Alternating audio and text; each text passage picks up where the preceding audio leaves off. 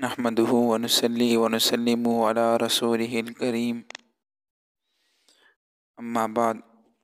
محترم سامعین، امید کرتا ہوں آپ ایمان اور صحت کی بہترین حالت میں ہوں گے۔ محترم سامعین، سیرت النبی صلی اللہ علیہ وسلم کا سلسلہ چل رہا تھا، اسی کو بڑھاتے ہوئے آج ہم سیرت کا چھٹا سبق پڑھیں گے۔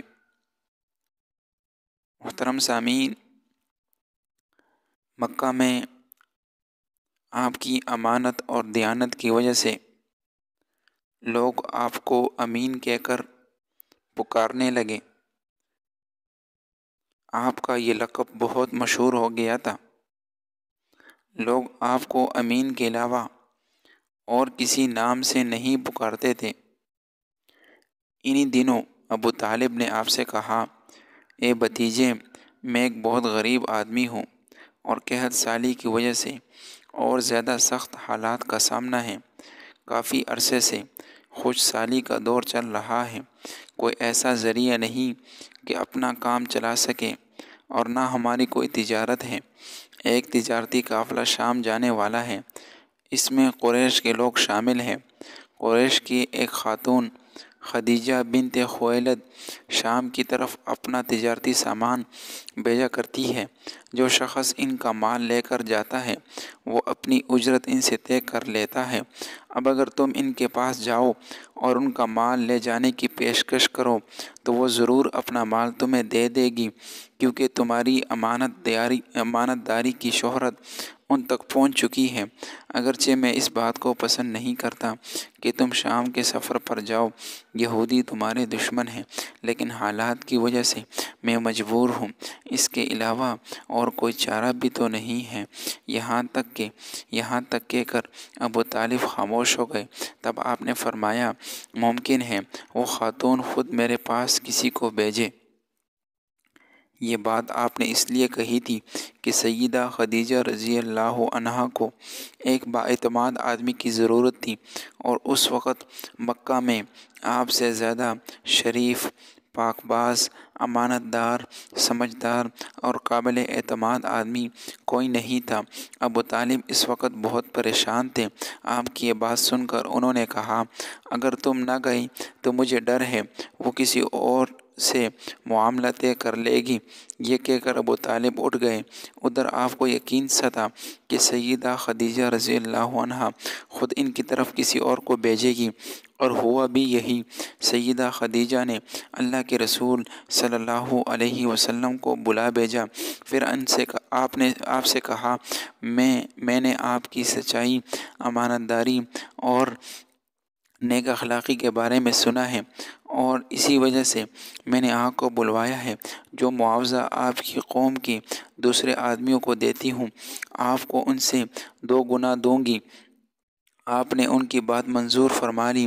پھر آپ اپنے چچا ابو طالب سے ملے، انہیں یہ بات بتائی۔ ابو طالب سن کر بولے، یہ روزی اللہ تعالیٰ نے تمہارے لیے پیدا فرمائی ہے۔ اس کے بعد آپ سیدہ خدیجہ کا سامان تجارت لے کر شام کی طرف روانہ ہوئے۔ سیدہ خدیجہ کے غلام میسرہ آپ کے ساتھ تھے۔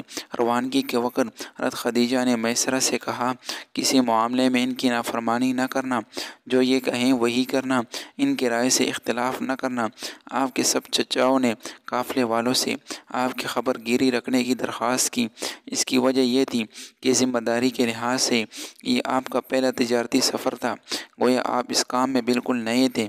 ادھر آپ روانہ ہوئے، ادھر آپ کا معجزہ شروع ہو گیا۔ ایک بادل کے ایک ٹکڑا وہ آپ کے اوپر سایہ کر لیا، آپ کے ساتھ ساتھ چلنے لگا۔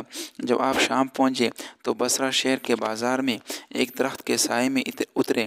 یہ درخت ایک عیسائی راہب نستورہ کے خانقاہ کے سامنے تھا۔ اس راہب نے میسرہ کو دیکھا تو خانقاہ سے نکل آیا۔ اس وقت اس نے آپ کو دیکھا، آپ درخت کے نیچے ٹھہرے ہوئے تھے۔ اس نے میسرہ سے پوچھا، یہ شخص کون ہے جو اس درخت کے نیچے موجود ہے؟ میسرہ نے کہا، یہ ایک قریشی شخص ہے، حرم والوں میں سے ہے۔ یہ سن کر راہب نے کہا، اس درخت کے نیچے نبی کے سوا کوئی بھی آدمی نہیں بیٹھا۔ مطلب یہ تھا کہ اس درخت کے نیچے آج تک کوئی شخص نہیں بیٹھا۔ اللہ تعالیٰ نے اس درخت کو ہمیشہ اس سے بچایا ہے کہ اس کے نیچے نبی کے سوا کوئی دوسرا شخص بیٹھے۔ اس کے بعد اس نے میسرہ سے پوچھا، کیا ان کے آنکھوں میں سرخی ہے؟ میسرہ نے جواب دیا، ہاں بالکل ہے، اور یہ سرخی ان کے آنکھوں میں ہمیشہ رہتی ہے۔ اب نستورہ نے کہا، یہ وہی ہے۔ میسرہ نے حیران ہو کر اس کی طرف دیکھا اور بولے، کیا مطلب یہ وہی ہے؟ کون وہی؟ یہ آخری پیغمبر ہے۔ کاش میں وہ زمانہ پا سکتا جب انہیں ظہور کا حکم ملے گا، جب انہیں نبوت ملے گی۔ اس کے بعد وہ چپکے سے آپ کے پاس پہنچا۔ پہلے تو اس نے آپ کے سر کو بوسہ دیا، پھر آپ کے قدموں کو بوسہ دیا اور بولا، میں آپ پر ایمان لاتا ہوں اور گواہی دیتا ہوں کہ آپ وہی ہیں جن کا ذکر اللہ تعالیٰ نے تورات میں فرمایا ہے۔